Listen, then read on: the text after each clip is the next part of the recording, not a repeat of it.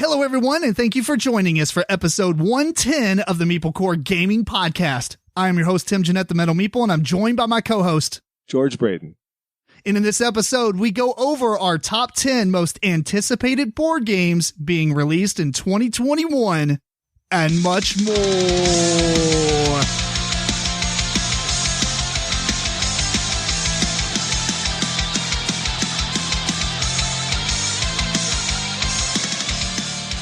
Alexa, ask a random question. Here's a question for you. What's the best Wi-Fi name you've seen? What's the best Wi-Fi name? I've seen a couple. I mean, obviously, like FBI surveillance van number 8. You took my answer. That's like the only one I've seen. Yeah. I don't know. I've seen some puns. Like, stealing your Wi-Fi's and just silly things. Do you see them in your job though? No, I mean, because when you're in a business, usually like a business is in a building with other businesses. So you start naming it really funny and stuff. It's not very professional and it's really hard. I mean, could you imagine that somebody come to your, what's y'all's Wi-Fi name? Ponu19. That might be kind of awkward. Yeah, that's true. That's true. Let's get a twofer. Unless you have any others to add. I got nothing for Wi-Fi. That's not my thing. Yeah, that's not a very good one, Alexa. Thank you. Alexa, ask a random question. Here's a question for you. What ridiculous and untrue, yet slightly plausible, theories can you come up with for the cause of common ailments like headaches or cavities? All right, that's a random question there. It seems kind of somewhat specific. So the question is basically what things can you think up that cause headaches but make it just ridiculous? Ridiculous, but only slightly implausible. I mean, in reality, mine is because I don't drink enough water, I think, and I don't eat on time. That's an actual reason. Well, that is an actual reason. And I don't know. I can't think of any ridiculous. You got anything? Maybe like distance from where you actually want to be. Like the more you want to be somewhere that's farther and farther away from you. Like during this COVID time and everyone's just stuck. You're just stuck in one spot. But then you start wanting to be farther and farther away and then you just get a headache about it. That's kind of interesting. You get a headache based on it get worse. Like you got a migraine if you're like super, super far away from where you want to be. Yeah. If you just want to go down the block, that's okay. But if you want to be in the sunshine. If you want to be at Gen Con. That's right. You get a migraine. That's kind of funny. Wow. That's such a very specific question to come up with something off the cuff. Yeah, well, you got the Wi-Fi one. That's all right, then. That's true, yeah, and you got that one. Yeah, we're good. Right, well, I don't know. I hope everyone listening to our podcast likes these intern questions that we ask. They're my favorite thing ever. It's pretty neat. I don't know. You know what? Out of anything, I'll tell you this. Every podcast has that little something special about it that they do. You know that's what I mean? Ours. That's ours. Intern Alexa. That's ours. That's our thing. Yeah, exactly. So pretty cool stuff. Anyway, in this episode, we're obviously going to be talking about our top 10 games that are being released in 2021. We also have a really quick top 5 list that we're going to go over afterwards. Basically, it's just kind of similar, but it's stuff that we didn't know anything about until we looked into this. But before we get into our lists, we're going to talk quickly about what has happened between the last episode and this one. And I'm going to start off by saying I apologize that I skipped a week with the podcast. I was moving every bit of the podcast and my computer gaming rig my computer was on the second floor of our house. I have like a floor, like a main floor. I have a second floor that's kind of like a half floor, because it's not over, like the second floor isn't over top all the rooms, it's just like kind of okay. And then I have a basement. So I was moving every bit of my stuff from my gaming computer and my desk, which if you're watching the video, you'll notice that a little bit more of my desk is visible in this one because the desk is different than what I used to have the podcast set up on. I moved it down in the basement and all the internet stuff down in the basement so that two things. One, I can have better internet connection here with the podcast because the wireless was kind of messing up with the Zoom stuff. And it gives my wife an office that she can work in because she works remotely. I mean, I do too as well, but she's 100%. Yeah. And it kind of gives her a little bit of a room to do some cool stuff. Because the kids kind of took over her little, cave. So, you got a nice cave. You're set. Yeah, I got a pretty cool cave. Everything's down here. It pretty much feels like a nerd apartment. But anyway, I moved it all down here and it took me literally, cause I was off of work last week. It took me the entire week to move and get everything set up because I had to break down all the podcast stuff completely to move that area. I had to break down the entire computer upstairs. My desk is like this L-shaped huge desk and it took everything to move it all down. And then I got it all set back up. And then, man, it's been I felt like I just moved houses. That's how much work it was. And then to get it all meshed together to work, because oh yeah, I'm putting like another computer on this desk, which already had two. So I've got all this stuff set up. It's really cool. I got all my technology in one little spot. So it not only does it look like a little command center, but it's going to be easier for me because, when I'm playing games, after I get done playing games, it's like if I want to do anything with the podcast or my production PC is what I call it, I have to come downstairs and do stuff. But now all my stuff is in one spot. So I can just literally turn to the left and then start on a project and, go back and forth. Yeah, that'll be great. Yeah. It's a nice setup. You got a lot of computers there. That's sweet. I'm pretty excited. We may start doing some more advanced kinds of things with the podcast even. Oh, yeah. Yeah, for sure. And the biggest thing is I always wanted to make way better videos for the podcast. Our YouTube channel is pretty much stagnant right now due to COVID and me working from home and, having and our kids being home and stuff. So I haven't really gotten to break down the videos for a while. And something had to sacrifice, right? And I had to choose the videos because the YouTube portion of our traffic was incredibly small in comparison to the podcast. I mean, the podcast is all of our traffic. YouTube was almost like nothing, right? So I want to do a better job of making cooler looking videos. Yeah, that'll probably build that up, I would say. Yeah, I think so too. And I want to make them cooler, but like the same time, not really alienate the podcast listeners. You know what I mean? Because I just want to have flashy graphics and stuff. I got this, my brother bought me for Christmas, the Stream Deck, which is actually the extra large one. There's so many buttons. The other one has like, I think 16 or something. 1, 2, 3, 4, 5. Hold on. 1, 2, 3, 4, 5, 6, 7, 8. Yeah. This has 24 buttons. It's crazy. So that's going to be amazing. Oh, it's going to be amazing once I have it set up. So that's going to be really cool. But anyway, back to the original point. Sorry about the podcast being a week off because the intention was we're going to do this weekly. I just didn't have time to edit it because my computers were actually down during all that moving. So yeah. Other than that, though, I have been doing two different things. Well, there's two different things I want to mention. One of them is what I've been doing. One is McDonald's, the board game toys. Have you seen these things? No. What? No. Yeah, they have these board, like for the Happy Meals, or you can buy them, I think, for $1.99 separately. They have these little board game, like Hasbro stuff.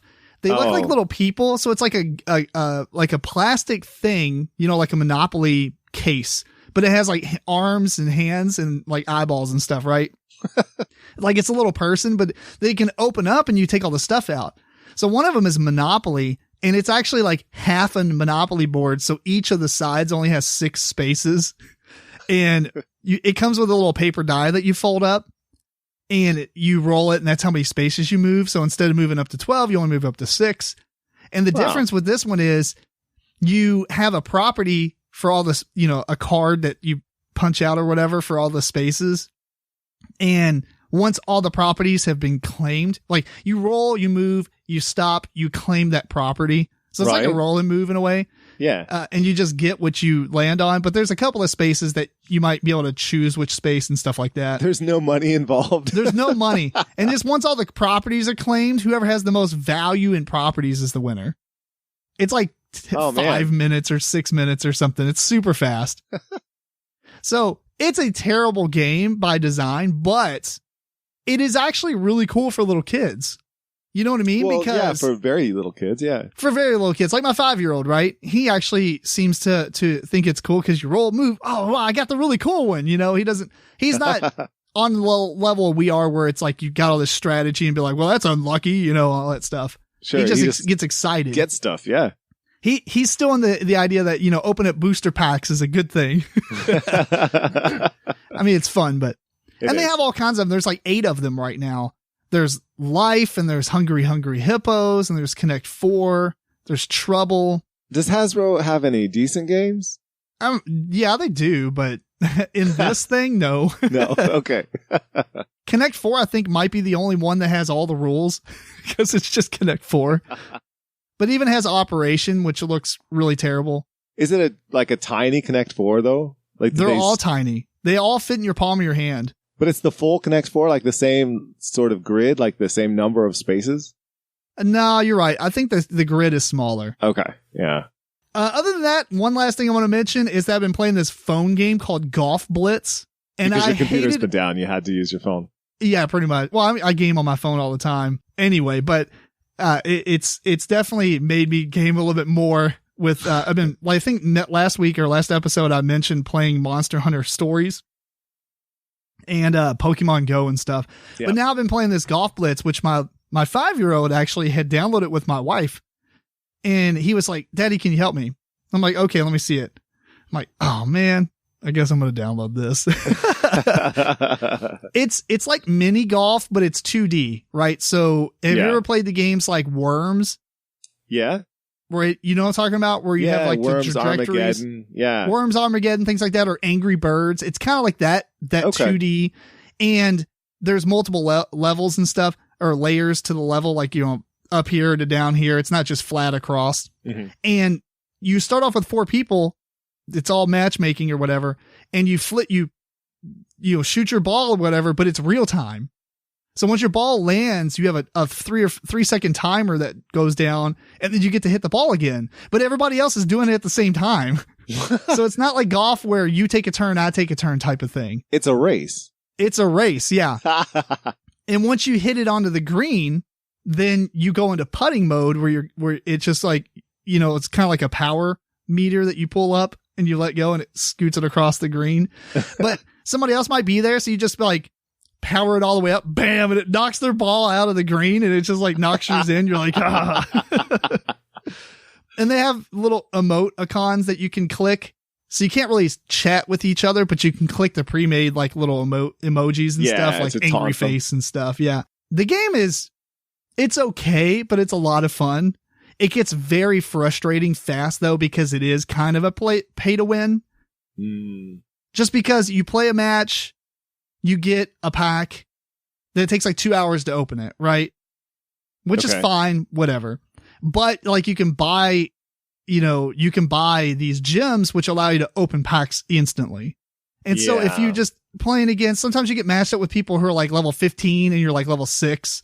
And every time you level up, you can actually put points into your or your like intrinsic abilities, like how much power you have on every single hit, how much, accuracy, things like that. Yeah. The other real cool thing, and then that's pretty much it, is that each stage actually has 3 special balls, and you have this stuff called elixir. So it's basically energy, and it just slowly fills up. So it might be like 1, 2, 3, you know what I'm saying? And you can spin that to use one of the abilities.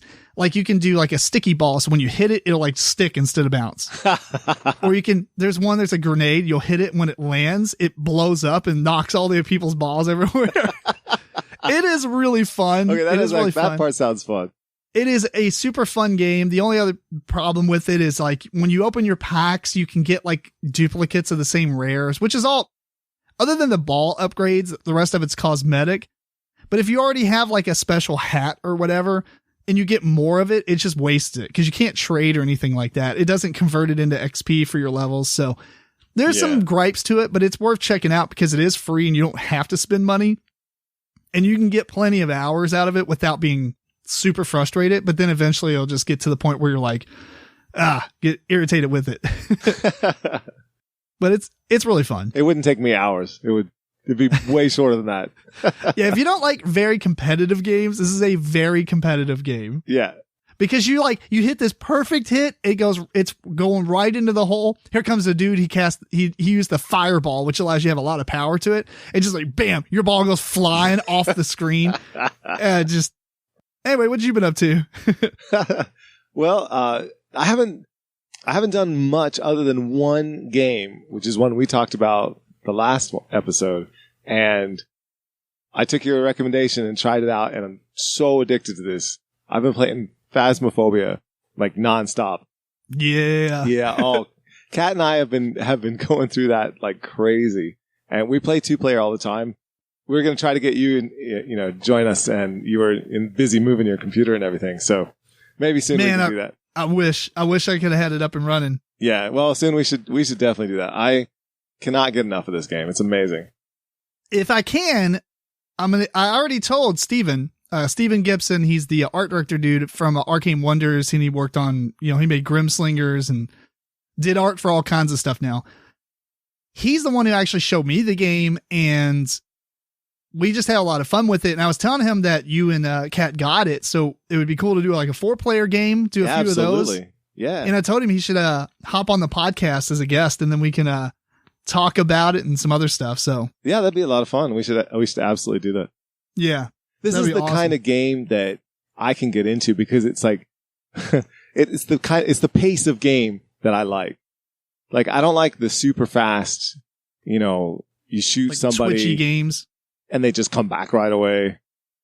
Yeah, or I get shot and I come back right away. Like, yeah, I don't like twitchy games. I want something where you have to think, you have to take your time, Yeah. You have time to get into it. No, that's fair. Yeah, and this one's spectacular.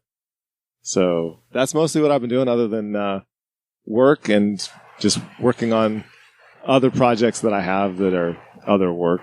So yeah, that's been my leisure time. That is work and work and work. Yeah, when I have leisure time, I've been going straight to Phasmophobia.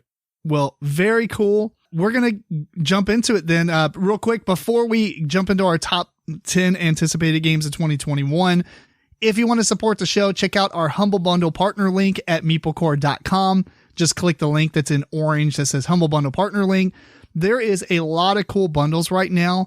There is I think there's a D&D 5th edition, kind of like all kinds of, not Wizards of the Coast stuff, but it's a bunch of supplements and other books that other people made.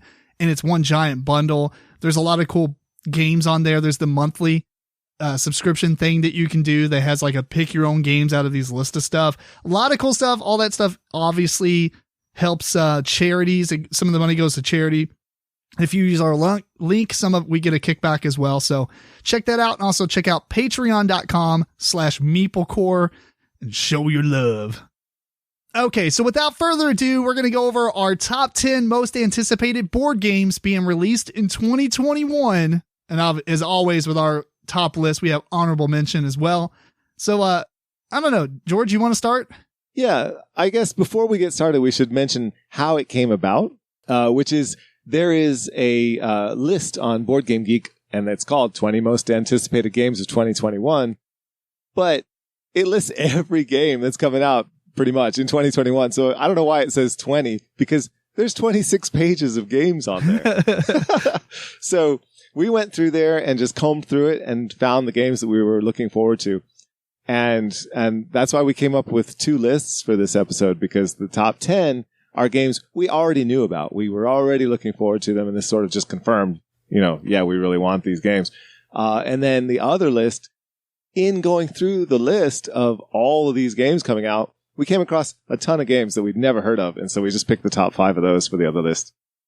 Yeah, which makes sense. At first I was like, I don't understand why George is saying this. Like, it isn't just a short list of games, but it actually, as I thought about it and was looking through my list and compiling my games, the more I thought about it, I was like, I can't be, this isn't the most anticipated if I just learned about it like 4 days ago. Right. I'm glad you came around to that way of thinking, because I was afraid you were going to think this is just George trying to get 15 instead of 10.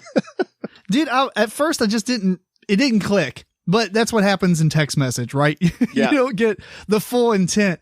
And so as I was doing that, George is right. Okay. Yeah. Cause I don't want to put some of these games on my list because first off, there's not a lot of detail. So it hadn't even been out information wise for a while. And, like I said, it's a game I just learned about. So how can it be my most anticipated? Yeah. Okay. Well, having said that, the first game that I'm going to talk about. Oh, real quick. Yeah, go ahead. Is your list in some kind of order where you're most anticipated is your number one, or is this just 10 games that you? No, it's ordered, pretty interested up to I'm really, really looking forward to it. Yeah. Okay. Yeah. So is mine. Awesome. And in fact, the one that's at number 10, is kind of an interesting one on the list. I think it'll probably surprise you. It kind of surprised me as well, just in the fact that I was interested in it, because this is a game that is based on a role-playing game that I played back when I was first going to college. So ages ago. And it is Vampire the Masquerade Chapters. I saw this and I had heard about it for a while. This is not is this the expandable card game or is this the board game? No, this is a board game. This is it is interestingly a hybrid of a role-playing game and a board game. And the way that they do that is they have books of dialogue. So you encounter an NPC, let's say, and you have their little book and you open it up and then it'll give you dialogue options, sort of like a computer game. And then you choose what you're going to say to them and it'll lead to a part of the story. And as you go, there are parts of the story, there are scenarios, whole parts of the story that'll just get locked away. And that you'll never encounter that. That'll never happen. That whole part of the story you've gone past, so but it'll lead to other things, everything that you do. So it really wants to be a role-playing game, which is very interesting. That's pretty cool. Yeah. I played multiple versions of Vampire the Masquerade and I'm a fan. I mean, I like role-playing games. So this looks kind of neat. It's such a throwback for me. I surprised myself that I'm actually interested in this because it's really taken me back, to when I was a very different person. So I don't know. It'll be a really interesting, weird nostalgia to actually play this. Yeah. But that's my number 10. Well, fair enough. Thinking about it, I should have just saved some of my pictures and put them up as my background as well, which I didn't do, but that's okay. Maybe I'll do it for the next game. I'll do it while George is talking. We got to paint that wall behind you. Actually, I'm going to buy sound foam because, half of what I do is do music recording and everything. So now that I want to do the vocals and everything with this mic, I'm going to soundproof, not really soundproof, but dampen a lot of the sound in this area right here. Okay. Which means all this is going to be sound foam. Can they produce that in, green screen green? I'm sure they can. That would look atrocious. I'll probably just get a pop-up green screen that I can throw behind me as well. Yeah, that's probably better. Anyway, my number 10 is really, it could have been an honorable mention, but I am looking forward to it. And it's the new expansion to Keyforge called Dark Tidings. The problem is I just don't play it a lot, especially, due to COVID and all that stuff. And the fact that I played it mostly with my coworker, he no longer works where I work. He went back to school and stuff. So I am looking really forward to it just because, man, I have just so many fond memories of playing this. And it's after playing so many card games back in the day and not really playing a lot of collectible card games for years while doing the board game stuff. Keyforge is a super good game and it just has a really cool mechanism to it with the way that, there's no casting cost. You just essentially say what faction you want to activate that turn. Right. Gotcha. And that's the cards you can play. And that's the people you can activate the fight with. So it sucks. Cause you're like, I'm going to activate, Bromnar or whatever. And then you bring out all the guys, but next turn you want to activate Bromnar again to play them or to fight with them. But then you're like, well, then I can't play any cards. So it's just a very interesting thing. And one of the cool things about this set is there is like evil twin decks to the deck that you have. I mean, I'm assuming everyone's familiar, but I guess let's just not assume. Keyforge is a game where every deck is uniquely printed. So there's only one copy of the deck that you have. And that essence just means that's the only the card layout of your deck, which is, I think, 36 cards. No one else will ever have. Now, it's very possible somebody can find another deck that has like 1 card difference or 2 card differences, but typically that's not going to happen. It's not going to be that close. Yeah.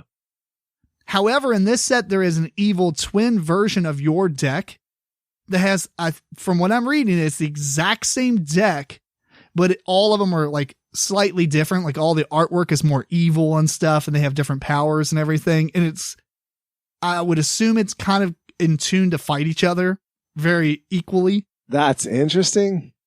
Yeah, man, it would be so cool. Cause like, for instance, in the example, it says you might find Speaker Dementia, which every deck in the game has a name. Okay. But you also can find Speaker Dementia's evil twin deck. It'd be so cool to have. How could you find it? Like if it's just randomly out there. What You're are the probably not odds you're going to come across your evil twin deck? That sounds 0. Yeah. Okay. Although it would be sweet to take it to a tournament and start playing against somebody and then them bust out your evil twin deck and you'd be like, what? Mortal enemies. And it has other things too. There's, there's this tide mechanism. From what I'm gathering, there's like a card that sits off to the side that either tells you if it's like high tide or low tide, and characters' abilities matter based on if it's high tide or low tide. Okay. And you can spend what's called, what's it called? You bring up your chains is what it was. You can bring up your chains to switch it to the opposite tide, if you need it to be, but chains are not good because at the end of your turn, there's like a progression system. So the more chains you get, the less cards you draw. And then it like reduces charges of those chains. You drop it down 1 chain, draw your cards, drop it down 1 chain, draw your cards. So if you get too many chains, you might actually not draw as many cards for like literally 4 or 5 rounds. So chains are not good to have, but it is a neat thing to spin them on because there's a lot of decks out there that make no use of chains at all. Just because there's no abilities in your deck that have them. So anyway, that's too much information, but it's Keyforge Dark Tidings. Looking forward to it. Cool. All right. My number 9 is a game that is called Mind Management, or at least it's called Mind capital MGMT. And this is a game that is a hidden movement game where one person is going around trying to stay hidden and operate sort of from the shadows, and then the other players are trying to find them. It's one of those kind of games.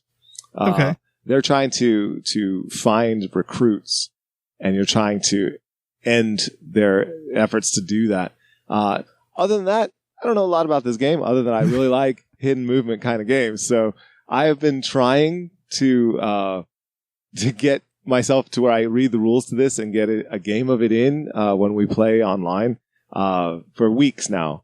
One of these days I'm going to do it. It's on Tabletop Simulator. Got to check it out one of these times, but it's one that caught my interest and I love those kind of games. So it's got a sort of a dystopian future theme with that basic mechanism, and I'm not sure what the twist is, but I'm looking forward to it.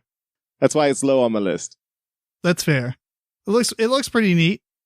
I'm interested. Yeah, it should be good. As you were saying that, I loaded in my background image. Is it showing up right now for you? Yeah. All right, it was a slight spoiler alert, but well, go ahead. What's your number 9?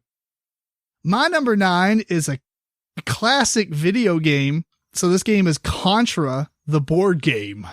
I see. I led in. I asked you because the podcast, like, I can see it. Yeah. So obviously anybody who, had played the Contra games, it's kind of near, dear to them or whatever. It's a really cool game. And it's neat to see a board game version of it finally come out.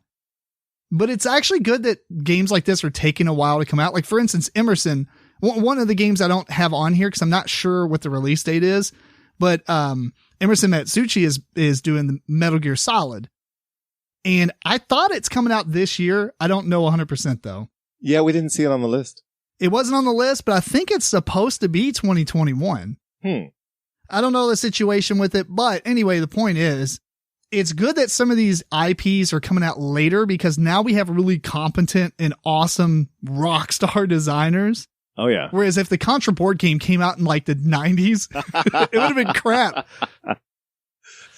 Obviously, it's I'm pretty sure it is cooperatively played, which would make sense. Oh, I didn't realize that. I'm more interested. Oh, yeah. I mean, the whole point of Contra is like, you got two people running through, gunning everything down, and you try to beat all the stages. Yeah, but you could have players, go for a high score kind of thing. That's true. Under mechanisms, it says cooperative game. It doesn't actually say it in the description, but it would just make sense. Okay, yeah, that sounds good. Anyway, apparently it uses some of the system that the same company, which I guess I should mention the companies. This is Blacklist Games. It's designed by Adam Sadler and Brady Sadler, my bad. And it uses the MDS modular deck system from their other games, which is Brook City and Street Masters and Alter Quest, which I think Alter Quest might be the more popular one. I'm not 100% sure on that, but I know that it's made the splash out there. But basically it allows you select a deck, select a stage, and then select an enemy, and it creates a kind of like this own scenario. I'm not familiar with other games, so I can't really compare it, but it sounds to me similar to how Legendary Deck Builder does it, right? You have like all those like stuff that you kind of combine together, and it's always like a unique scenario. Or if it's not unique, there's at least a lot of variations to it. Yeah. It's probably a finite number, but still. Okay. And it's got some really cool artwork. It's got really cool miniatures. I don't know. It's not in the background image I put up. I'm not going to do another one, but the boss from like the first stage, I'm not sure if you played Contra or not. I have. Well, you remember the boss from the first stage? I'm assuming this is what the miniature's for, but at the very end of the first stage, there's like this wall that you fight before, so you can enter the building, and then it goes into the next stage, which is like kind of like a POV behind you or whatever. Yeah. Not POV. But anyway, like that's one of the miniatures. It's just, I don't know, really cool. I heard about this a while back and got really excited. And I believe their other games have done decent, so high hopes. Has it got like pixel art and that kind of, video game art? I'm not a big fan of that. No, I don't think so. It actually has pretty decent art. Like if you can see the rule book on the table, I mean, that's kind of how the art is across the whole thing. I mean, although it would make sense for that game. It would make sense. The actual box looks like an NES game, but the art from the cards and everything looks like I don't know how to explain it. Like drawn, it's almost like anime art, but it's not very anime style. Like not like big eyes and things like that. Yeah. Okay. But it doesn't look like colorful and bright art and stuff. It's not pixels. Cool. Good. All right. I will move on to my number 8, which is a game called Unsettled. And this is a game that was a Kickstarter. It's coming out this year. And there are all these different planets that come in their own separate little boxes. And you go and you explore them. And the whole thrust of the game is that exploration. There are no enemies. There's no combat. It's just the environment. And the environment has all these weird things. As you explore the planet, there are different problems that you encounter. And you have to work cooperatively to use your resources to make it back to the ship with all the things that you need in order to solve the mission. And you've got a little robot helper that goes out and helps you out. And you've got the players. And I don't know. It seems like just a nice concept that it's a bit different than just a dungeon crawl where you have to go fight everything. This is where you're just out there, out in the galaxy, just trying to make your way. It's kind of cool. It sounds pretty neat. I'm always a fan of looking into space games. I just don't ever buy many of them. Yeah. You know what I mean? Like, it's just not it's such a cool theme, especially when it's like this dark, mysterious kind of space stuff. Yeah. And this one I think is sort of a mix of that because there will be different planets all with different kinds of environments. So some of them might be dark and some of them might be just, I don't know, high temperatures or cold temperatures or something. Yeah. You know, just be different things. Yeah. Well, cool. My number, what number are we on? 8? Number 8. Number 8 is a game that I just learned about recently. It's called Bloodstone. This is designed by James Hudson, published by Druid City Games. And it's like literally within the past 2 weeks, I've seen him. We're friends on Facebook and stuff, so I've seen him post a lot of pictures of it, and it looks super cool. Basically, there's some kind of story that says something like, the Bloodstone is an evil and powerful relic that enchants anyone who possesses it. And there's a bunch of characters. They have different stories. They got entrapped in this arena, and you have to fight to the death, only to be resurrected and made to do it all over again at the sorcerer's whim. It does have like player elimination and stuff, so I don't believe this is a cooperative game. But basically, it looks like just a series of boss fights, and you're using like this dice manipulation system to do your attacks and everything. Looks pretty cool. There's not a whole lot of information out. He has done some live videos on Facebook kind of explaining the game. I just haven't really been able to go back and watch those because he was doing it while I was working and everything. But the arena looks pretty cool. In the video, like in the background image here, there's basically a picture of this like hexagon grid, and the boss is in the middle with like these huge flames coming out of it. And I believe those will rotate as you're playing, and you don't want to get stuck in the field of fire basically, but while you're trying to hit him and do damage and stuff. So, but it's not cooperative, even though you're fighting against this boss guy, and maybe it is cooperative. I don't know. I don't remember reading anything about it being cooperative. It just says you control one of the custom characters and use a custom dice mechanism to determine your attacks and movements. Maybe it's arena combat where you're actually fighting the other players, but then this guy is just an extra hazard. Yeah, I don't know. It seems like you're all fighting the boss, but it probably has different modes and stuff. Looking forward to it. I mean, I love this idea of like boss combats. Yeah. So that art looks sharp from what I can see there. It is very cool looking. I'll be honest with you, I'm not very thrilled about the box art. It's good art. I just don't seem like, I don't know, it could be way cooler.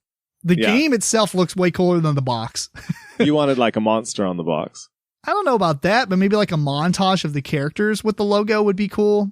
It just seems very basic, but obviously this is in development. That may not be the final art for the box anyway, so.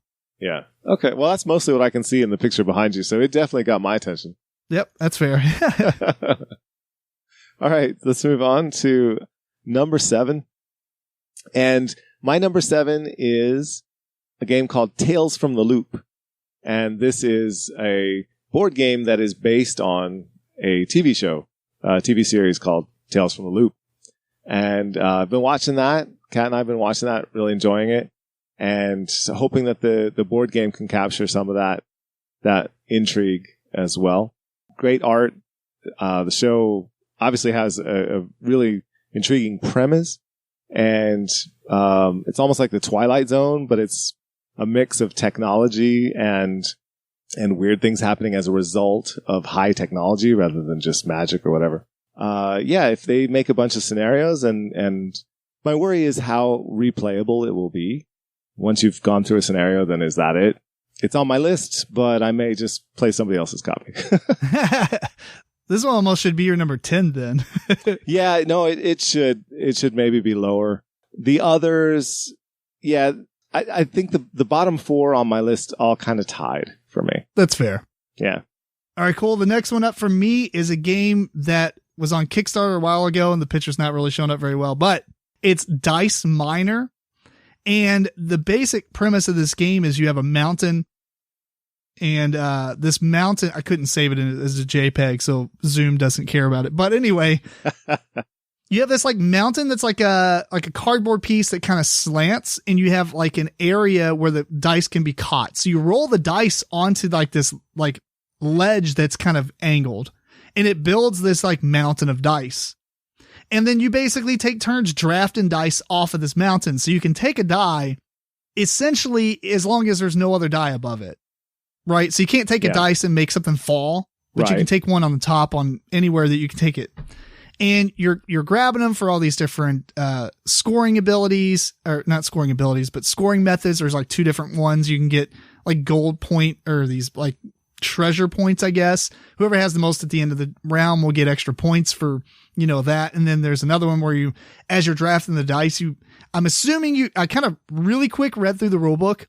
And I remember months ago talking about this on the news. Like maybe the middle of summer last year. Because I thought it looked really cool. It was on Kickstarter.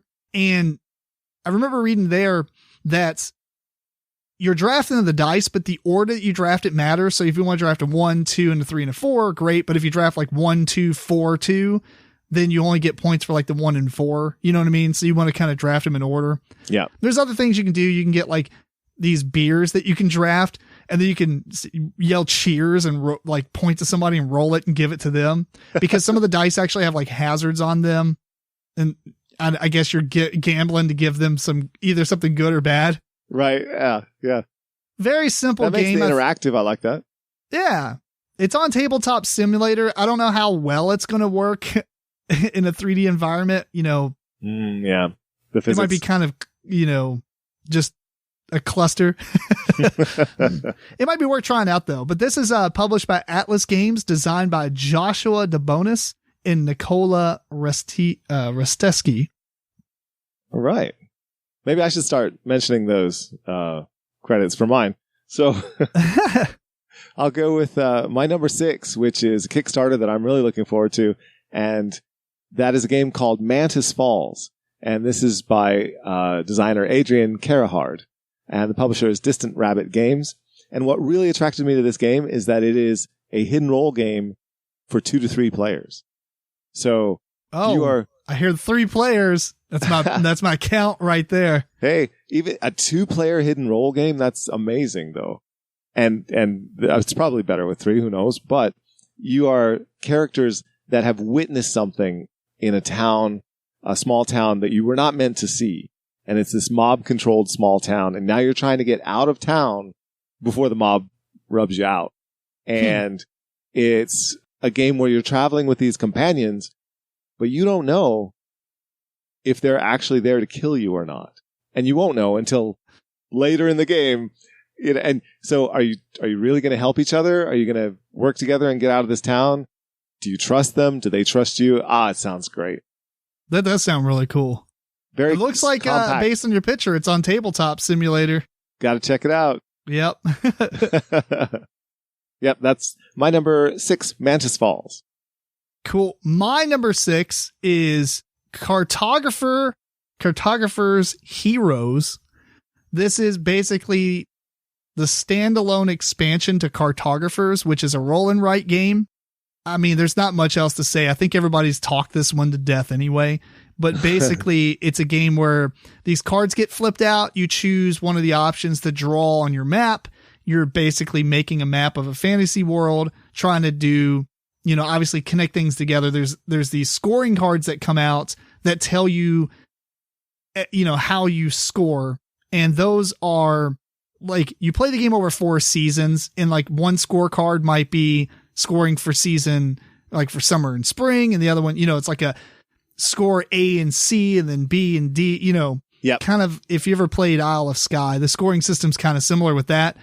So one game, even though you're playing the same cards that flip out with the stuff that you draw, the order that you're drawing it, and abiding by these scoring cards really changes up the game each time you're playing it.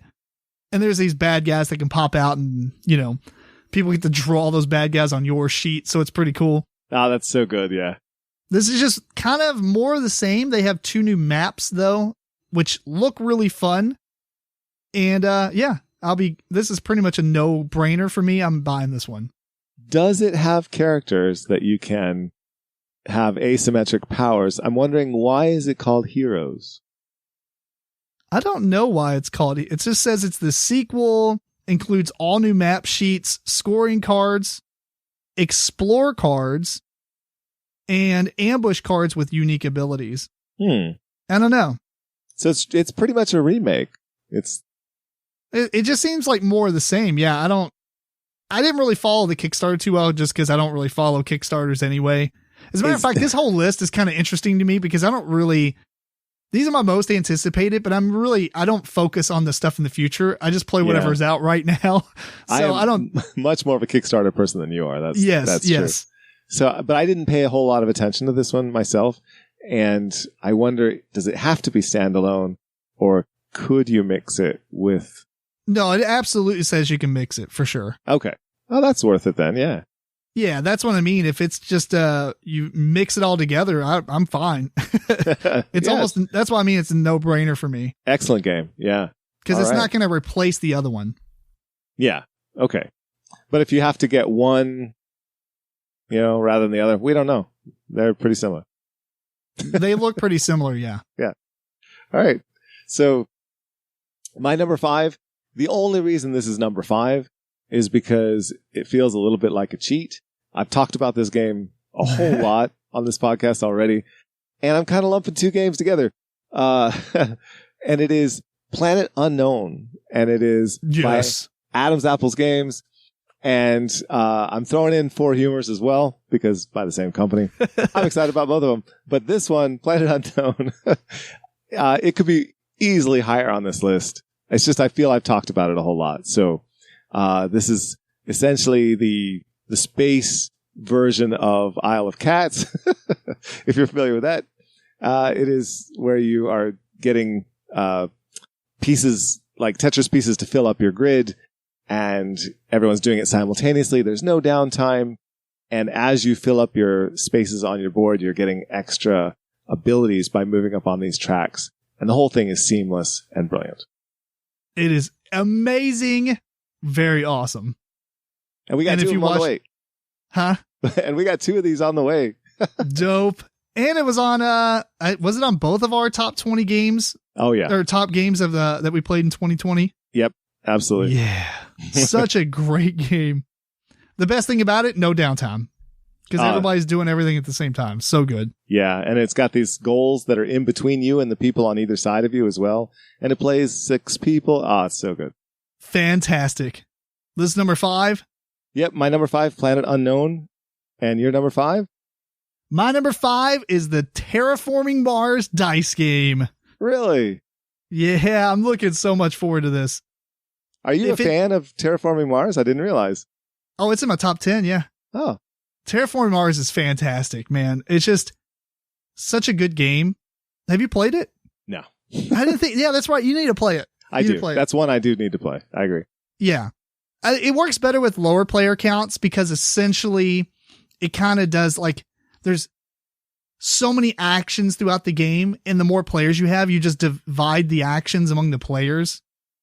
So like if there's 5 players, you're not doing as many things a piece. Gotcha. So like 3 players is like a really good count because you get that multiplayer, factor going on with 3 people instead of just playing 1-on-1. I guess 2 players would be even better if you're into that. I just love to have 3 players. It's just a really good player count. Anyway, the point is basically the dice version of the game. Okay. There's not a whole lot of info out there about it, but for the most part, it seems like it is a very dicified version of Terraforming Mars. Are you hoping it streamlines it? I don't know about streamlining it, but I'm hoping, here's what I'm hoping. So Nations, the dice game, and Nations, the board game, is obviously like my number 3 or 4 in my top 10 ever, right? And the board game is awesome and it's longer. The dice game is like 45 minutes, but you get the same feel, but it doesn't replace it, if that makes sense. Okay.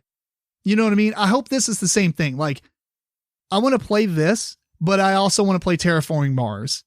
Like, this is the dice game version of it. It's shorter, but it doesn't replace it because it's different strategies. It's a different mechanism and stuff like that. Same thing with Nations, where in Nations, you're drafting cards, And then in the dice game, you've got dice, but you have that randomness to it. Oh, so yeah. I really hope it's like that, where they take the core essence of Terraforming Mars and break it down to a dice game, but they don't make it to where it replaces the original. I sometimes understand. I know what you're saying. Like there are games that are dice games that stand on their own just as well as the original. Have you ever played Race for the Galaxy and Roll for the Galaxy? Not Race, but I've played Roll. Yeah, and that is a tremendous dice game. Like I would choose that one. I would go with that one. I know there's a lot of people that won't agree with that. But there are times when the dice game is just, it just feels better. Yeah, but that dice game is pretty deep too. Well, yeah. Right. But what you're saying is you want a deep Terraforming Mars dice game. You don't want it to be right. Down. I want it to be a deeper dice game, but still be shorter than the actual Terraforming Mars board game. Yeah. That's what I would hope as well. Yeah. Which makes sense. I mean, it's a dice game, and obviously they put on here. Well, they don't actually put the time, so we'll see. It's in the background. If you're watching the video, there's prototype components. Okay. So who knows if this game will actually end up coming out in 2021? It says 2021, but it might be later 2021 because there's nothing else. But that's the thing about this list is there's a lot of Kickstarter games on that list. Yeah. And some publishers haven't even announced games that they're releasing because, they'll be like, we're coming out with a game in a month. Blah, blah, hype. So yeah, and obviously some of these games have already taken way longer than they ought to have. Yeah. But this isn't the definitive 2021 release list, obviously. We're going through a pandemic. Everyone's got to just keep your pants on. Yeah. All right. So my number 4. Yep. Okay. Is a game, Sons of Fariel. That's how I'm going to say it. And this is a game that, looks close enough. Yeah. It's like a kitchen sink kind of game where it's got, worker placement and it's got, drafting and whatnot. I can't even remember now, but it's got all these mechanisms thrown into the game. Very much like the other game that I know of that was made by this company, which is Tabula Games. The designer of this one is Christian Zoli, but Tabula Games did Ikayon. I was a little bit overwhelmed by that game, and at the same time, I want to play it again. Like, that game has stuck with me, and I'm attracted to this one because I want it to have that same level of intensity and give me that same feel, and yet it has a theme that I can get behind a little bit more, which is you have these guys that go around and they change their abilities by putting on different masks. So you have these little tribal guys and they put on their mask and then they feel like they can do different things. They get these powers out of it. I just think that's cool. And you're going around trying to appease the spirit animals of the forest by doing various things. And it's area control and it's set collection and it's all that stuff. But it's a theme that I think is going to be nice and the art is really good. And I'm looking forward to it. That's pretty cool. I actually saw this one and debated it just mostly because it said Tabula Games. Yeah, I know you like Ikayon a lot. Yeah, I will probably pick that one up. I saw on eBay that there's a really good, what am I trying to say? There's a really good priced copy on there. So. All right. Well, if you do and this COVID thing ever ends, then yeah, I definitely want to play that one again. Fair enough. The next one for me, I'm just going to load in one of the images. This game has a bunch of stuff going on. Oh, here we go. Whatever. This is just the box art. But it's called Merchant's Cove. And this is on Tabletop Simulator. This is one that just got put on there that I'm very, very excited to try out. Yeah. So Merchant's Cove is an asymmetrical game where everybody has their own kind of mini game going on their main board. So instead of having a unique power, you have like a unique mini game that you're doing in order to do stuff. And it's kind of like a market speculation game. Yeah. It's like economic Euro. Yeah. And so on the main board that's out in the middle of the table, there's this like little, like kind of a clock, right? And as you move around on this clock, you land on certain spaces that get to draw customers from a bag and put them on the ships. And then when a ship fills up, you can bring it to port and I guess put the guys out or whatever. And you can see in front of each player what resources they're trying to sell on their shelves, quote unquote. And so you're trying to speculate like values and things like that. But what's more interesting about the game, if it really just stopped there, I'd be like, pretty game, maybe I'll try it out. Here's where it gets really cool. Each player plays a different faction that has a unique ability, such as like the alchemist. They have basically a potion explosion type of mini game going on. Right. Where it has like this potion where the balls come up a single line at the top and then they break off left to right. And then you have to draft those basically and fill up these different pots to do stuff. I don't know all the rules of the game. I'm just really quickly saying it. So You're getting these marbles to put them on these different pots to fill them up to then use their powers or whatever.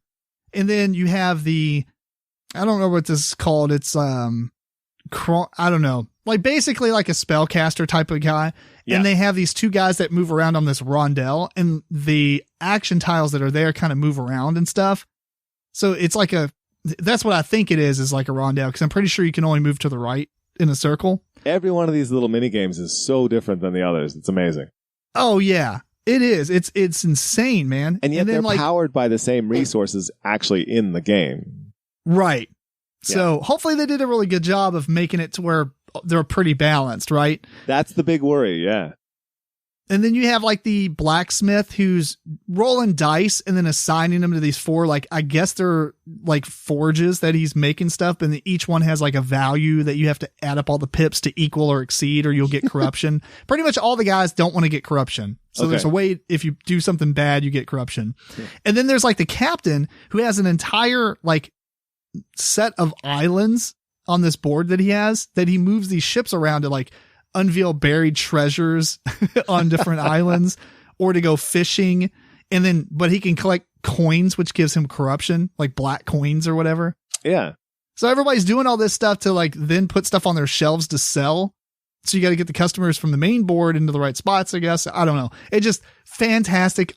If the other games that are in my top 3 didn't exist, this would be my number 1. It does look amazing. It is, it's one I actually thought very hard about backing and ultimately didn't. And it's because I was worried about the balance and I was worried about, honestly, I was worried about having to teach this thing. Well, if you have a bunch of gamers, everyone can learn, it's fine. Yeah. Each player gets a small little 4-page rule book that explains their asymmetrical board. Yeah. Yeah.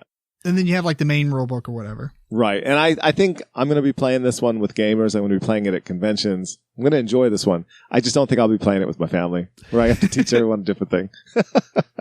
I'm looking forward to it. And, it's on tabletop, so get ready. All right. We're going to play it. I'll probably buy it. All right. I really am looking forward to it. And the physical version has what looks like some amazing components. Oh, it looks gorgeous. The artwork looks amazing. All the components look really great. It just hopefully it's not super expensive because it comes with a lot of stuff. Oh, it is. Oh, that's all right. My number 3, moving on to number 3. This one kind of surprised me as well. It's again based on a role-playing game. So kind of a strange theme going with me here. This is the Snallygaster situation, which is based on the role-playing game Kids on Bikes. So I had a feeling you would have put this on there. Yeah, like, sort of the 80s E.T. and the Stranger Things, all that kind of stuff. And in this one, it's co-op. And what is so cool about this game is you have your players. One of them has been taken by the monster at the start of the game. Or just, hasn't awakened to their powers or whatever it is. They're off somewhere, stuck. And they have to be found by the other players.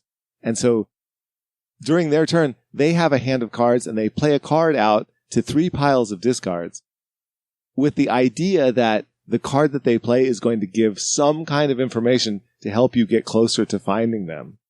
Because that's all they can do until you actually get found. But once you get found, you're the kid with the superpowers. So that's kind of cool. That is kind of neat. But I really love the idea that, you might be putting this card out because, you just want them to know, okay, I'm on that street, or I'm near a doghouse. I can hear a dog, or whatever. But you might be putting out a card just to cover up another card so that they don't think you're something else. That's going to be really interesting. And then there are these monsters. There's 3 different monsters that come with the game, and they all play very differently. And it's a big co-op against the AI of the game, and I love that. That sounds pretty cool. Yeah, I'm really looking forward to it. Is this designed by John or? Oh, I should probably say that. Yeah, we kind of missed a few. That's fine. This is designed. It comes from Renegade Game Studios, in fact, and it is designed by Michael Addison and Jonathan Gilmour. Yeah. Yeah. Okay. Yep. It makes sense because he did the. I don't know if they both did the role playing game, but he did for sure. Yeah. So it should be really authentic to that, and I think it'd be brilliant. I gave you that, right? The role playing game. You ever played it or read through it anyway? No, I read through it. I didn't get to play it. Does it sound pretty neat? It does. Yeah, I would play it. Absolutely. Sweet. My number 3, really, I should have just put this on an honorable mention, but it's Bullet. It's Bullet Heart by Level 99 Games, designed by Joshua Von Lennenham. We've talked about it before. We've played it on Tabletop Simulator. We reviewed it, or first impressions of it. Oh, yeah. I will be buying this as it comes out. Basically, it's a bullet hell game. If you're not familiar with that term, the game where you're flying a spaceship and all these bullets are just flying everywhere, and it's just like shoot everything it moves kind of type of thing. Yeah. In this one, you're drawing tokens from a bag, whatever color it is. It goes down that column that many spaces. So if it's a pink bullet of 3, then it goes in the pink column, moves down 3. Each of these colors are actually elements or whatever. And then you're using these cards that have patterns on them to eliminate bullets. So you're trying to use your special abilities to manipulate where the bullets go, because you either draw from the bag and place a bullet out, or you play a special ability, or you play one of your pattern cards as long as you have the pattern that matches, right? So you kind of like Tash Kalar, you're trying to match the pattern, move stuff around, kill off some of the bullets. Any of the bullets you kill go to the player to your left. So it's like incoming bullets for them for next round. So you make it harder for them. It has player elimination, but basically people die all around the same time. Pretty much. So it's not like you're going to sit around for a while, and it's only a 10 to 15 minute, or probably 15 to 20 minute game. And it has a complicated co-op version that's excellent as well. It does. Actually, that was surprisingly good, because you're really doing the same thing. It's just got a little bit more mechanisms. You turn one of the boards over, I guess, and it becomes a boss, and then everybody plays against it. So super good game. I am absolutely looking forward to this one. I would have put this on my list if I wasn't 100% certain it would be on yours. Yeah, that's fair. I mean, it has to be on my list. This is a brilliant game. Yeah. It's fantastic. Yeah. I'm actually very sad because I think we came in on the tail end of the Kickstarter, but yeah. Either way, man, I have a hard time backing Kickstarter games. They'll make enough of these. We'll get one.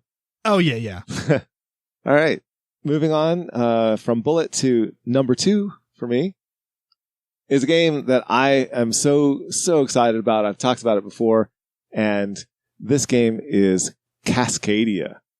And having played their most recent game, which is Calico, and I'm sure I've said this. If I haven't said it on the show, I'll say it now. That is going to be the game of the year for 2020. Fair enough. Maybe this will be the game of the year for 2021. I don't know. But man, I loved Calico. This one looks just as intriguing, with a theme that is just beautiful to me. This one, as far as a sort of an abstract, but definitely a puzzle game, has got to be top of my list. Cascadia. Well, cool. My number 2, and that is Role Player Adventures. Oh, yeah.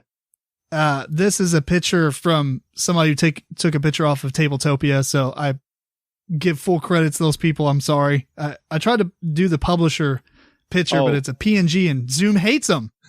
You know what? just real quick, having just said that, let's just go back for a second. Cascadia is by Flat Out Games. I don't think I said that. And it's Randy Flynn. So fair enough. This one is designed by Keith Mechka, Peter Andrew Ryan, James William Ryan, and it is published by Thunderworks Games. Same people that publish Role Player and the other games like Lockup and Cartographers, which was also on my list. Oh yeah. So and this is Role Player Adventure. So the adventure part is like a story. Yeah. Correct. Yeah. There's all these different books that you'll play through the story. And what's even cooler is that your character from Role Player, if you're not familiar, it's kind of game within the game, because in Role Player, you're taking like Dungeons and Dragons 3rd edition or 2nd edition, kind of like character generation, more like 2nd generation, because 3rd generation had like these point system, but you would roll dice and like build your character. And it's like a whole game of making a character. And this is the Role Player is the same thing. It's a game that's dice based to make a character that's based on Dungeons and Dragons, like just character creation. Yeah. And once you do that, you can actually take your character that you've, like when you finish a game of Role Player, you can take that character and import them into Role Player Adventures and play through it. So you take this character, it's obviously a cooperative game, not competitive at this point, and there's all these different adventure modules. It basically like is D&D at this point. And I remember years ago when I played Role Player, me being like, there needs to be a game where you can bring these in and actually play. So it's awesome that it ended up being this. And way back in the first 10 or 15 episodes, Matt and I played Role Player. I took his character, converted it to D&D 3rd edition, and we played like a 2-hour game of D&D with just him. So if you're interested in checking out something funny, it must have been like episode 15 or 13 or something. It's really far back. So oh, that's so good. We have to get Matt and we have to play this game with him and have him come on. Oh yeah, that would be awesome. That would be great. Oh, he has to do that. That'd be fantastic. Oh, I want to play this one. I really do. So Role Player Adventures is my number 2. Nice. And here I was just saying, so many of my games that showed up on the list are based on story games and role-playing games, and I completely overlooked that one. Ridiculous. I got you covered. Thank you. Okay, so my honorable mention is only an honorable mention because it's not a standalone game. This is an expansion that you have to have the base game, but it is the base game that is one of my top 5 favorite games that I've ever played. And it is Robinson Crusoe, The Book of Adventures. And it's just a big book full of 25 different scenarios for Robinson Crusoe. I am thrilled because I love Robinson Crusoe. Now I'm going to have all these different scenarios, and they all have various difficulties built into the scenario as well. So you can just tweak it, which I would do anyway, but oh man, I love it. So excited for this. I'm just excited. The last time we played it, we actually played a different scenario because everybody had pretty much played it except for maybe Sean or somebody. Oh no. Yeah. Because I keep playing the same. Yeah. You just keep playing the same scenario. Let's build a bonfire. Let's build a bonfire. New people. Well, let's build a bonfire. And you have all these cool scenarios to try out. Absolutely. I even have the expansion that I've never played either. Yeah. Oh, we had all the expansions. I've got everything for this game. It's one of my absolute favorites. We played the Kong Island scenario. Yes. Yeah. We did. So.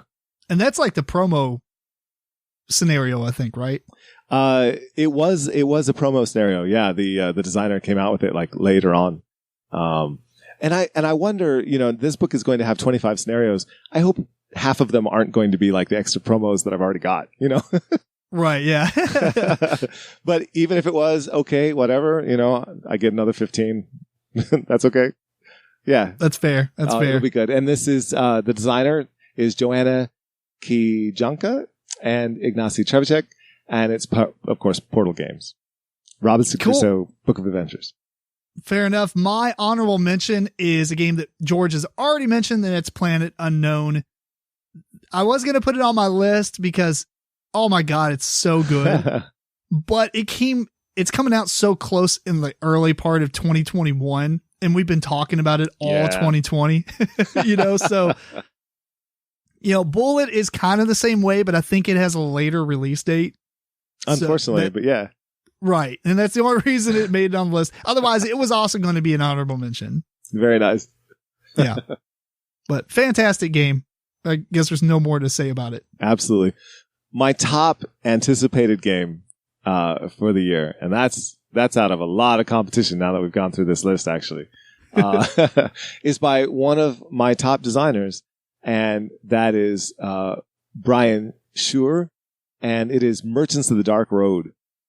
And, nice. I did see this one. Oh, yes. Merchants of the Dark Road. And I couldn't be more excited for this one. He's never made a game that I haven't just thoroughly enjoyed. This seems to be one of his deepest designs yet. And the components, this is going to be done by Elf Creek Games, which they do amazing stuff. And I cannot wait to get my hands on these actual components and play this game. Very cool. Oh, yeah. It's a rondelle. I love rondelle mechanisms. Yeah, I like rondelles. I hadn't played that many, but we've played a bunch of them in 2020 and stuff. Yeah, it's probably because I keep picking them.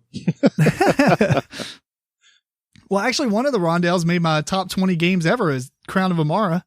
Oh, yes, that's good. That is good. It's so good. Yes. Talking, you finished with that one? Just if you get a chance, look at the art, Merchants of the Dark Road. It looks great. It just is gorgeous. And yeah, it's my number one. My number one is also a gorgeous game. It's phenomenal. And I'm so excited by this. I can't even explain it. It's published by Osprey Games. Designer is Martin Wallace. And it's the expansion to Wildlands, The Ancients. Yes. And it makes it cooperative. There is cooperative elements to the game. It also expands it to 5 and 6 players. I mean, that's basically it. There's solo and cooperative play. 6 people. I mean, yeah. Oh man, there's not a whole lot more out there for this. Like literally, I just read off basically the paragraph that it has in the description. But the fact that it has co-op play, which is really cool. I'm almost more excited that it's 5 and 6 players because this game really does. Like, I do wish I could have a 5th player every once in a while. Mm-hmm. Hopefully 6 players, but it better have a 3-on-3 like teams thing. I was that just would going to say amazing. That. Yes. Oh man. Why wouldn't it? Yeah, absolutely. Dude, I am all in for Wildlands. More the merrier. Such a good game. Every bit of it at this point. Oh, well, I take that back. There's 2 promos that I do not have. Uh-oh. One was like a pre-order special for like retailers to give out. And another one was in some kind of like advent calendar of designer stuff. Oh, I don't know. Are these like single cards? Well, not really single cards. One, it comes with like a punch sheet of like a bunch of thorns, roses and thorns, and you put them out. I didn't really read what it does. Another one is basically the same thing. They're mini expansions, almost like micro expansions. Right. Huh. They're not promo cards, but they are an actual tiny expansion. Oh man, that's going to eat away at you until you get them. No, I don't know. We'll see. Maybe, but maybe not. Maybe they'll come in this expansion. We don't know. That would be cool. I don't like when they put like little promos like that, especially like a promo card, whatever. But if you're going to do like micro expansions, make them obtainable. Right. Yeah. That stuff's irritating. Kind of like Queen Game does. They have all these little expansions, but you can get them. Yeah, the Queenies, like you can get them at the Board Game Geek booth or on Board Game Geek, or you can go straight to Queen and buy them. Yeah. It's not like some micro expansion that was in some German magazine that has a low print count. It's only released in the west side of Germany or something. You know what I mean? Like this. Okay, guys. Exactly. So that was our top 10 most anticipated games of 2021, but we have a few more games for you that we're going to run through really quick. And these games are games that we saw on this list that we didn't know anything about beforehand. Maybe there's not a lot of information. Anyway, it's hard to be excited, like the most anticipated, if you just found out about it a week ago. So we made a quick little top 5. I think George has a couple more. I do. I cheat. I always cheat. No, that's fair. That we're excited about anyway. So do you want to run through yours real quick and then I'll do mine, or? Well, I should start just because, I'm going to have 1 or 2 more than you do. I've got I literally have 5. I don't even have an honorable mention. Oh, no. All right. Well, this one's a bonus. This one I won't really even count as a number because All right. I did hear about it before we started making our lists, but only just before. So Okay. it was a news item that came up. And this is a game that is by Aske Christensen, and it's published by Ludonaut, or will be, and it's called Living Forest. And what is exciting about this game is that it is a multiplayer, it looks like a rather in-depth push your luck game. So I've really enjoyed games that are like that. There was Fire in the Library, was one that we did before that was really good. And this one has, Fire in the Library is really good. yeah, well, this is going to be the same kind of push your luck sort of thing where you are nature spirits trying to defend the forest, but you have your own little like patch of the forest that you're, responsible for. And so these fire spirits are coming and setting fire to your forest. And there's a game in the Oniverse that is like that. The name escapes me right now, but I've really enjoyed that game solo. So I think multiplayer, this is going to be very similar. Did you say the Oniverse? Yeah, Sylveon is the name of the game. Oh, okay. Oh, yeah. Yeah, there's The little like solo games that you can play with 2 people. Onirim was the first one, and then there's 4 others. Yeah. 4 others. The Oniverse. So anyway, these fire spirits are going to burn down your forest, but you're all working together to stop them, and you use these cards that you're drawing, and they have great art on them of various kinds of animals. But it's a push your luck sort of thing where I don't know if you can bust by what you draw or whatever, but that mechanism is in there, and I'm all about it. Fair enough. All right, so that was my bonus, and then I'll go. I'll do my next one because it'll be my number 5. It is my number 5. That is a game that is really intriguing to me called Statera, Statera. This is a game he loaded up the pictures for on accident earlier on, and I was like, that looks really cool because it has a scale that's out in the middle. Yeah, it's got a big scale in the center of the board, and the board has all of these areas on it because it's a area control kind of war game. But here's the thing that makes this game incredibly different to me. It's by Fat Board Games. Never heard of them, but this is such an intriguing concept. It's made for 4 players, or maybe 2 or 3, 2 to 4. But there's going to be the players that are fighting over the main board. And the game is designed that those are more beginning, more novice board gamers. They don't have to be as in depth as the other players who play gods. So these guys have god powers, and the scale that's in the middle of the board, when the players who are fighting their battle over the board kill a player or whatever, they give it to the gods, and the gods actually put it on the balance, whatever side they want. Like they're playing a separate kind of game, but like they That's literally really cool. determine like the balance of fate in the game, and that there's different victory conditions depending. Oh, it sounds amazing. That looks, I don't know. I'm just all about the scale for sure. Yeah, so that combination of mechanics and also a combination of player levels, I haven't seen before. Huh. Yeah. All right. My number 5 is X-Men Mutant Insurrection. This is a dice game, obviously based around the X-Men universe. Okay. I didn't look too much into it. Actually, as a matter of fact, I didn't look too much into any of these games. I just popped them up. I was like, oh, that looks really cool. Maybe I read a little bit about it. Right. Or maybe there's not a lot of information anyway. So I didn't do a whole lot of research, but it is being published by Fantasy Flight Games, although it is either out in French or something. Let me see. Where's the versions? Yeah, it's unreleased. English edition is 2021 by Fantasy Flight Games. Maybe there's an Italian and a Polish edition as well, which looks like it comes out, like those are coming out in February. So I think it just came out in other countries, but not in America. And I don't know. I thought that was really interesting because obviously I like Fantasy Flight Games and the games that they come out with. Yeah, well, you might be interested in another on my list here in a moment.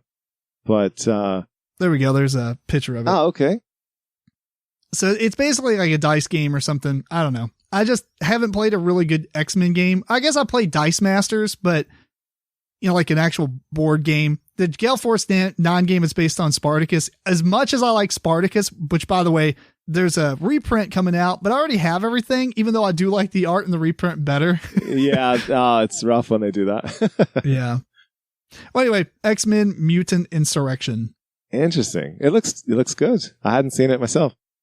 And it's made by, it looks like it's designed by Richard Lanius, Brandon Perdue. So I like Lanius games. All right. I'm not a huge Lanius fan myself, but that's fair. I'm also I'll play it when Dragon you get it. Rampage, Dragon Scales. Yeah, we got to play that. Dragon Scale. Okay, Dragon Scales. That's a good one. My number. What are we on? Number 4.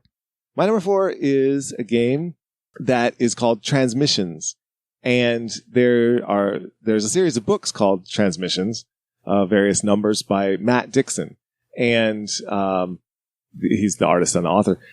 This game, he's obviously the artist along with Peter Gifford, but the designer is Adam West and the publisher is Crosscut Games. And this game, like I was saying earlier, I love rondelle games. That's what this is. So you're moving your robots around a rondelle to get various items and ideas in the game. The theme and the story behind the game is going to be a bit young. These are children's books after all, but the art is amazing. And you're building out sort of these pipe fittings on a personal board as well. So it's got kind of a Tetris element, sort of a pipe fitting element to it. And it just looks charming and fun. So that's all I know. Transmissions. That's fair. My number 4 is a game called Cloud Age. I don't know if you saw this one or not, but basically, did you see it? I've heard something about this. It looks like it might be good, although it does say 2020. Why is this on the list? I'm curious now. I just realized that. Capstone Games English Edition. It says it release date in November 2020, but it says status is unreleased. So I don't think it actually came out in 2020. It's coming out. But basically, you're flying this airship blimp type thing across like these desert boards. Yeah. And you're trying to manage your airship. And what's cool is your airship has like these puzzle pieces on it, which basically just, you can replace pieces and get new pieces and stuff like that. To upgrade your ship. Right. You can upgrade your ship and basically you're gathering points and stuff. And I didn't really do a whole lot of, this is kind of like a short list game just because, obviously it's not a game I already knew about. Who is this game by? The designer. Yeah. It's published by Capstone, which I think Nonox Games is also a publisher, but it's Alexander Pfister. Yeah, that's why I've heard of this game. Yes. Yep. And Arno Steinwender. Okay. Yeah, there's a lot of people talking about this game because of Alexander Pfister and all the good games he's made. Oh yeah, he's made some fantastic games. He did Great Western Trail. He did Great Western Trail. Yeah, that's what I was thinking. He did Broom Service. Man, he's got a lot of stuff going on. Oh yeah. Maracaibo, Mombasa, Oh My Goods. Good stuff. Yeah. I'm looking for it. My favorite is still Broom Service. That's fair. Yeah, no, that Cloud Age, Alexander Pfister, you got to check him out whenever he does anything. And I'll move to my next one, which is number 3. My number 3 is a game that I don't know how to pronounce, but I'm just going to say, I'm going to say Oltree. Oltree. It's Oltree. And, this is, again, a game based on a role-playing game. Not one that I'm familiar with because I think it's only out in French. But you are knights. Looks like a jousting game. Yeah, you're knights in a fallen kingdom. And you're trying to protect this area of the kingdom that I guess is under your protectorate. And so in the game, I think it said you're knights that act somewhere between a guardian, a warden, and a protector. And I thought, okay, like all those things are kind of the same. So what is between those things? I don't know. But you're like a ranger, pathfinder, yeah, between woodsman, that. But it's between anyway. Whatever. Archer. So you have a cooperative game going on that you have to go around and talk to people in the community and get them to support you in what you're doing. I think that's an interesting mechanism. And you also have to gather resources and use them in order to build up your keep. So it looks very intriguing, but I don't have a lot of details about it other than that it's based on a role-playing game. So it must have a deep system behind it. Oh, the other thing that really attracted me to it is it's by Antoine Bauza and John Grumpf, who I don't know. I like Bauza games. I like Bauza games. I feel like he basically sees the math behind like his cooperative games anyway. He has this mathematical formula and then he skews it a little bit so that you lose. He makes hard ones. No, that's a good thing. That's good. It is a good thing, but yeah, Samurai Spirit just kills your spirit after a while. It does. I agree. That one's a little too rough. Yeah. Yeah. Because it like seems Ghost Stories like you should really do better, good. But you don't. Yeah, exactly. Yeah. So Studio H, and the artist is Vincent Dutrait. So it's going to have some good qualities to it. I'm hoping that's good. Fair enough. The next one on mine, my number 3, is a game that I'm surprised that you haven't talked about yet, but I'm wondering if you'll talk about it as your number 1 on this. Uh-oh. We'll see. It is The Shivers. Oh, no. You would think that. Did you see it at all? I did see it, but I'm worried about it. I'm worried about... it looks amazing. What are you talking? I'm worried there's going to be a whole lot of fluff and not enough game there. I know. We'll see, I guess. But basically, The Shivers is a game if you ever wanted to play a pop-up book. There you go. So it has all these different pop-ups that you unfold, and then one player plays as the storyteller and the rest of the players are the people. Yep. And they try to figure out puzzles and information or whatever by, I'm assuming, just looking at these pop-ups. They do. There's all kinds of like little things that you can open up and drawers you can and you put cards in between sections of the pop-up so that you can actually change things out, and the orientation of the card will determine what shows up when you do the little trap door or whatever. Yeah. So it's super clever in terms of the props and how it works. But I think ultimately it's going to be a very loose role-playing game, and it's all going to be down to the storytelling. And I'm a little concerned about that in terms of a game. That is true. And really the main reason I put it on here, because I really hope that somebody else does this idea and makes an escape room style game out of it.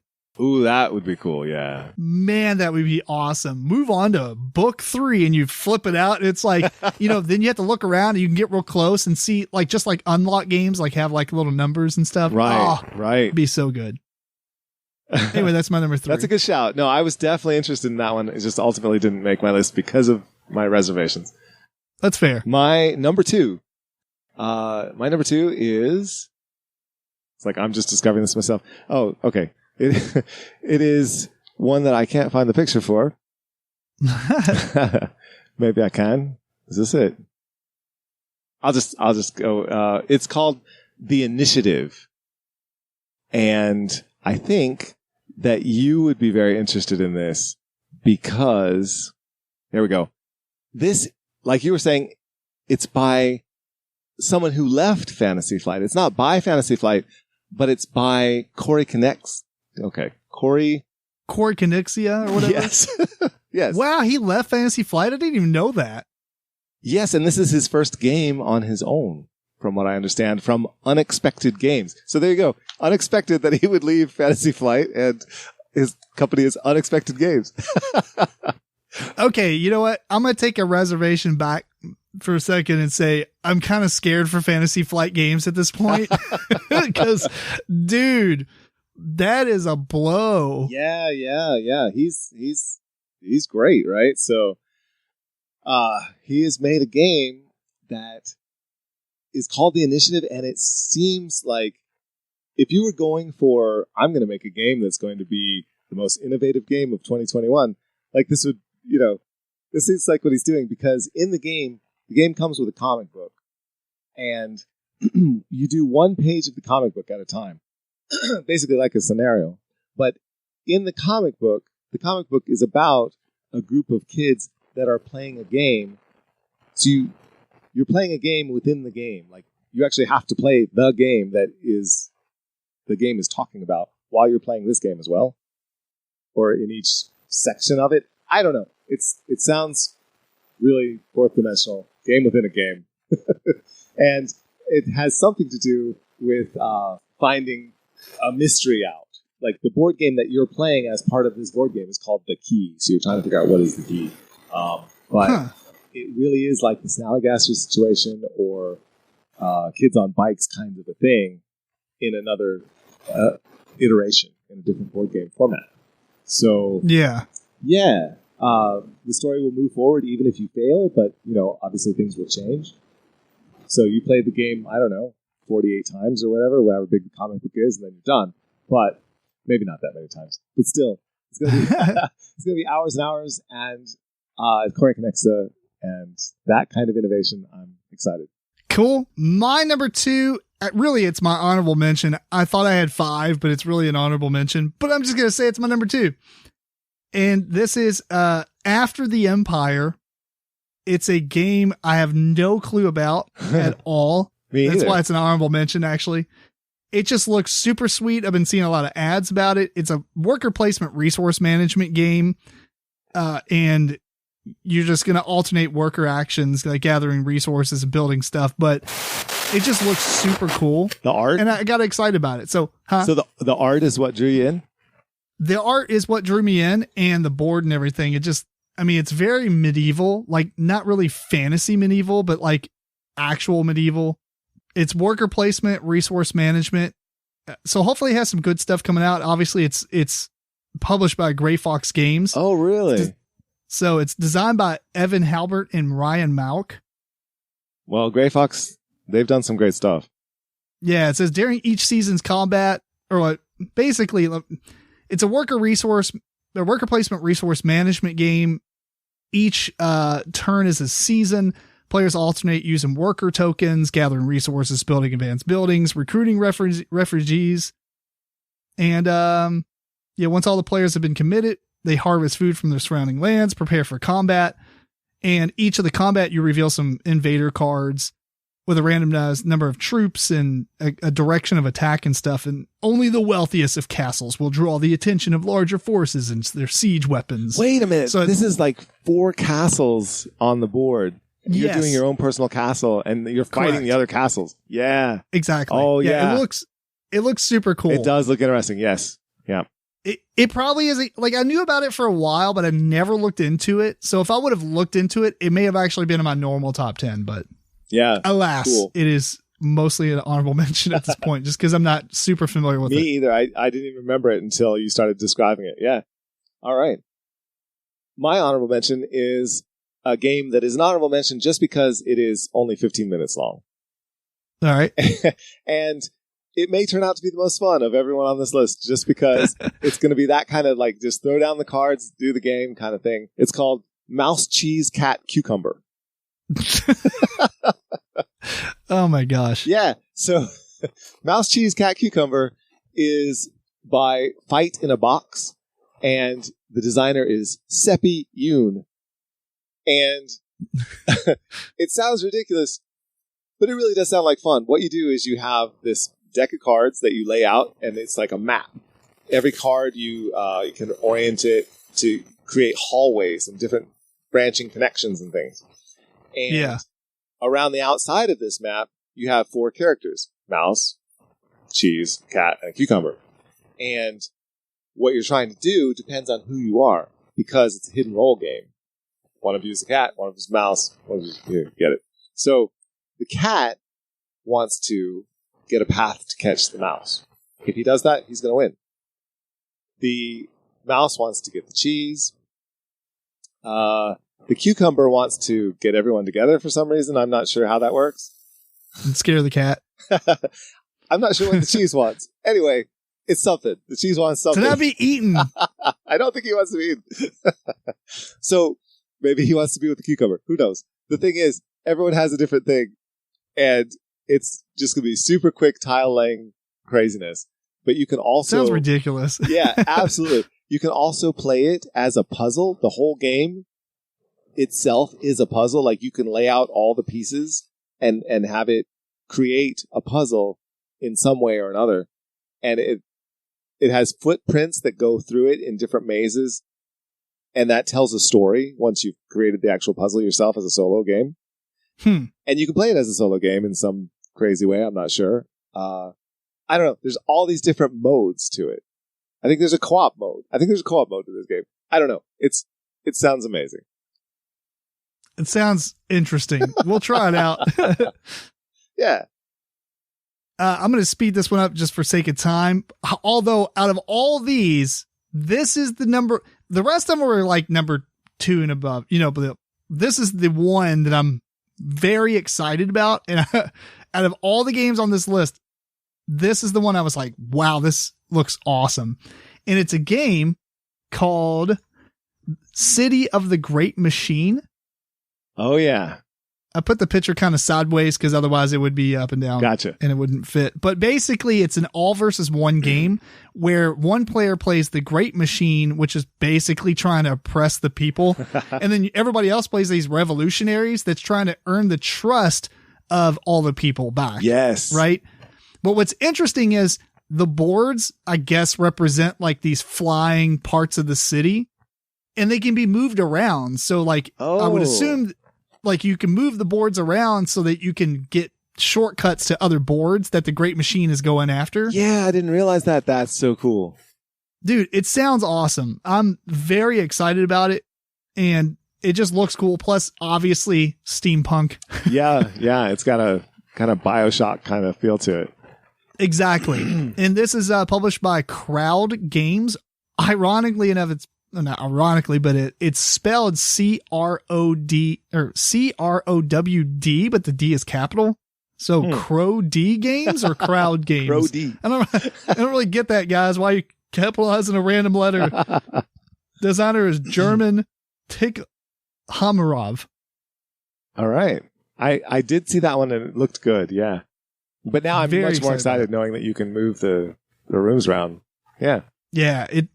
It says the city is made up of district tiles. During the game, the heroes and the servants of the Great Machine move around the districts. Every district has a blah, blah, blah. Hang on. I thought you can move it around. I'm pretty sure I read that the city's floating and you can move around the stuff. If not, we're going to house rule it. So it's fine. It would be cool. Well, anyway, that's my number 1. City of the Great Machine. Sweet. All right. My number 1. Again, this is of this entire list. Massive interest to me because I love the other games by this designer so much. And this one is The Adventures of Robin Hood by Michael Menzel and published by Cosmos, which people who know Michael Menzel and Cosmos, what they do is the Legends of Andor. So all the Legends of Andor games, this is another one in that vein, but it's the story of Robin Hood. And they are going to have all these little flaps and tiles and things on the board that are part of the story, and you can manipulate the board and uncover them and find extra regions, and the story moves on because of what you do on the board. It sounds like Legends of Andor times 2. I couldn't be more stoked. That sounds cool. I have mixed feelings about Legends of Andor. I'll have to try it again. Oh, yeah. Show me the way. Okay. Well, one thing you have to be into the art, and it's gorgeous. And this is too. Oh, I like the art. Yeah. Legends of Andor is the one where like the bad guys are moving around on the map and they move a specific way and stuff. Yeah. Yes. And so you have to plan out what you're going to do. You can't just go fight just to go fight. Yeah. We played it. We demoed it not really demoed it, but we read the book and played it at Gen Con, which probably wasn't the best location to do something like that. I don't know. Yeah, no, maybe not. Maybe not. We'll give it another try. Fair enough. I love it. I absolutely love it.